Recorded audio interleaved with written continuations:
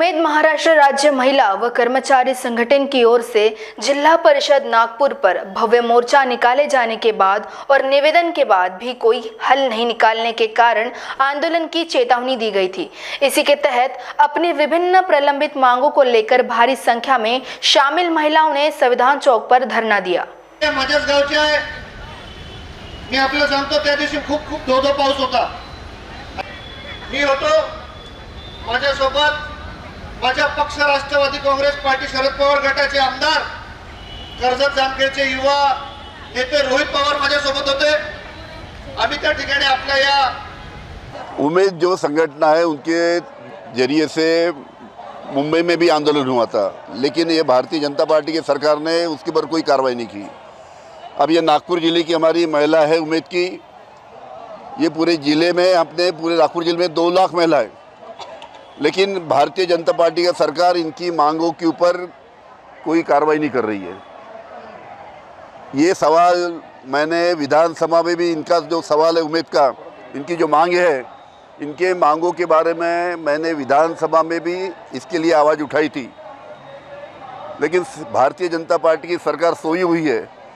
ये जो उम्मीद की जो मांग है उसके ऊपर उनको वक्त नहीं है ख्याल देने का करके।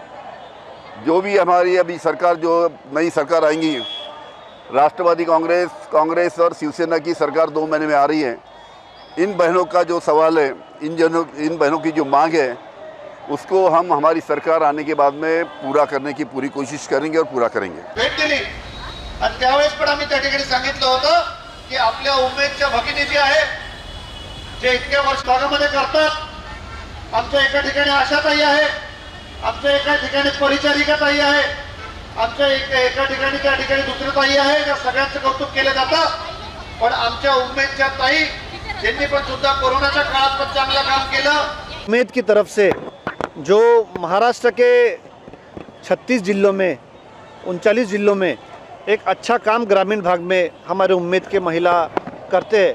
आप देखेंगे हमारे आशाताई हो गए, हमारी परिचारिका हो गई, हमारी आंगनवाड़ी सेविका हो गई, जितना काम वो करते हैं उतना ही काम हमारे उम्मीद के हमारी बहनें आज गांव-गांव में जाके करती है।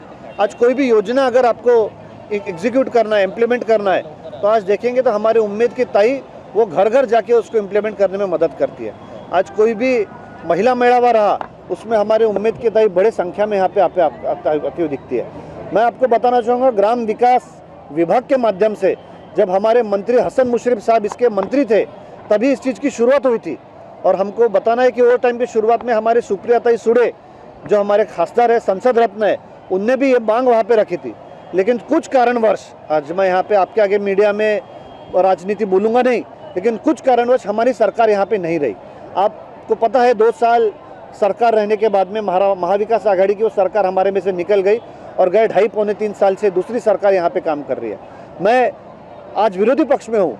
आज मैं विरोधी पक्ष में रहने के बावजूद भी इस चीज़ को बताना चाहूँगा कि हमारे उम्मीद के जो महिला है पूरे महाराष्ट्र भर में, हमारे जो पूरा कैडर है, ये कैडर को कुछ कहीं तो भी न्याय मिले और इनकी जो अधिकृत मांग है, इनकी जो अधिकृत मांग इनने जो यहाँ पे की है, ये मांग यहाँ पे जो इनको कायम रखे, जो इनको मतलब परमानेंट रखे, उस चीज़ की एक इम्पोर्टेंट मांग है। और साथ साथ में उनको वही दर्जा दिया जाए जो दूसरे लेडीज़ को दिया जाता है।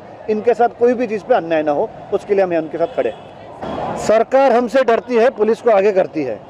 आपने कल देखा होगा कि कल हमारे लाखों की संख्या में गोवारी बांधव है। आज सब पेपर में हेडलाइन है, लाखों की संख्या में उनको यहाँ पर आने नहीं दिया, पुलिस ने अड़ा के रखा। हमने पुलिस से बात की, हमारे बहुत सारे गोवारी बांधव को वहाँ पे पुलिस में लेडीज़ को डिटेन किया।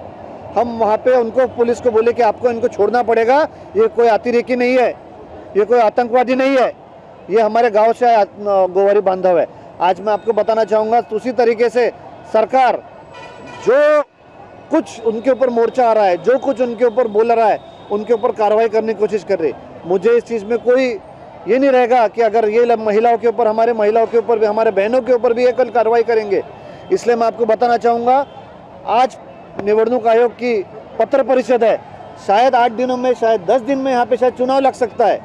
चुनाव लगने के पहले ये राज्य के मुख्यमंत्री ने जो लाड़की बहना योजना जाहिर की है, उसी की तरह ये हमारी बहनें हैं, इनकी जो हक की योजना है वो आज लागू करे, इनको जो हक का उनका मान्यता है वो उनको लागू करे। उसके लिए हमारे जैसे विरोधी पक्ष के नेता कार्यकर्ता उनके लिए जो भी बोलेंगे हम कंधा से कंधा लगा के हमारे बहन के लिए संघर्ष करने के लिए तैयार है।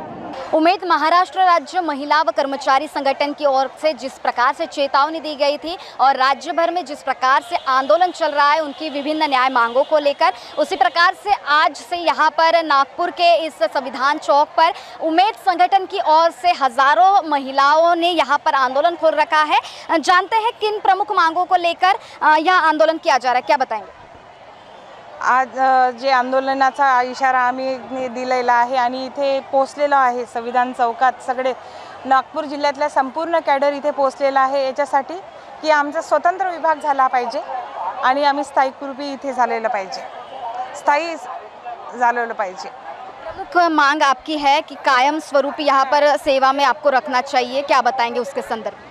हमारी हमारी एक प्रमुख मांग है का महाराष्ट्र राज्य ग्रामीण जीवन उन्नति अभियान यानी MSRLM, ये अभियान को हमको यानी ग्राम विकास मंत्रालय और पंचायत राज में हमको कायम स्वरूपी होना। जैसे हमारे तलाटी यानी तंत्राटी कर्मचारी है उनको भी और हमारे जो स्वयं सहायता समूह की जो हम कैडर है उनको भी हमको यानी कायम स्वरूपी करने के ये हमारी प्रमुख मांग है। उसके लिए हमको शासन ने हमने 2.5 महीने पहले हमने आज़ाद मैदान पर मोर्चा किया था, लेकिन शासन ने हमको क्या दिया, आश्वासन दिया कि हम तुम्हारी मांगों यानी पूरी करेंगे, लेकिन अभी तक हमको मांग पूरी नहीं हुई है। इसलिए हमने सब पूरे महाराष्ट्र भर 36 ही हमने जिले में हमने पूरा महाराष्ट्र भर मोर्चा निकाला है। यह हमारे पूरी महिला 13 यानी हमारे नागपुर जिले में 13 तालुके से महिला आई है और हम लोग यहाँ जब तक हमारी मांगे पूरी नहीं होंगी तब तक हम यही रहेंगे। क्या बताएंगे कुल मिलाकर पूरे राज्य भर में ये जो महिलाएं हैं कितनी संख्या में है? 64 लाख है, हाँ कुल मिलाकर पूरी अपने महाराष्ट्र में पूरी सब कुछ यानी हमारी जहाँ जहाँ मोर्चा हो रहा है सब महिला हमारी जब तक हमारी मांगे पूरी नहीं होंगी तो हम कोई भी कामों में अपना ये नहीं करेंगे, है ना। हमारी जो मांगे नहीं हुई तो हम अपना पूरा काम बंधन आंदोलन करेंगे पूरे महाराष्ट्र भर। कुल मिलाकर उम्मेद जीवनोन्नति अभियान के तहत ये महिलाएं कार्य करती है और कुल मिलाकर पूरे राज्य भर में जिलों में ये आंदोलन चल रहा है। अब देखना होगा कि इन महिलाओं की ओर जिस प्रकार से राज्य सरकार लाडली बहन योजना लाती है उसी प्रकार इन लाडली बहनों की इन मांगों पर किस प्रकार से सरकार ध्यान देती है ये भी देखना लाजमी होगा। महान्यूज़ 7 के लिए कैमरा पर्सन अविनाश तोतड़े के साथ आंचल लोखंडे, नागपुर। क्या आप भी पाइल से परेशान हैं? क्या इलाज करने के बावजूद भी आपकी पाइल से जुड़ी समस्याएं दूर नहीं हो रही हैं? तो जड़ से खत्म करने की चिंता अब छोड़िए, क्योंकि अब Arogyam clinic and piles relief centre में होगा लेजर टेक्निक से आपका इलाज। बिना तकलीफ से लेजर टेक्निक और दूरबीन द्वारा इलाज, बिना ऑपरेशन, हर्निया, अपेंडिक्स जैसे इलाज अब दूरबीन द्वारा। आरोग्यम में इलाज पर बड़ी छूट, पहले आएं और बेहतर इलाज पाएं। हमारा पता प्लॉट नंबर 29 डोए लेआउट, जिंगाबाई टाकली, मानकापुर, नागपुर।